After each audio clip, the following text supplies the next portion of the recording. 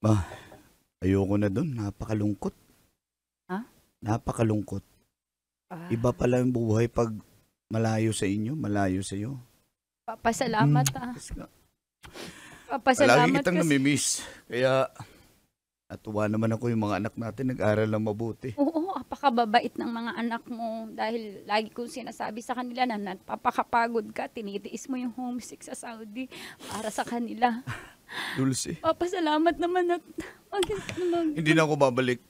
Didiskarte tayo kung anong maaari natin gawin dito. Basta dito lang ako sa Pilipinas. Ayoko nang lumabas ng ibang bansa. At talaga. pag tumanda tayo, uuwi tayo ng Bicol dun sa probinsya namin. Gusto ko dun tayo magretiro. Oo, payag ako. Payag ako. Sana'y Pagod na pagod to.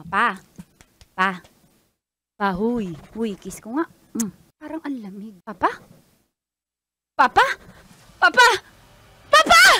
Papa! Herman! Herman! Hindi po siya magigising pero humihinga pa po siya eh. Ma'am, hanggang ganyan na lang yung asawa mo. Baka may chance pa po magising. Kasi malakas pa po yan bago po yan natulog. Baka may iniinda ng sakit si sir, hindi niya lang sinasabi sa inyo. Ba't di niya sinabi? Kayo lang naman kayo nagpa-check up, ma'am. Dok, mahal na mahal ko yung asawa ko, Dok. Please, Dok. Ano pong gagawin namin? Wala na po talaga kami magagawa. Ginawa na namin ang lahat. Diyos ko, nakakaawa ang asawa ko. Herman, hindi ko naririnig mo. Herman, laban ka, please. Lumaban ka!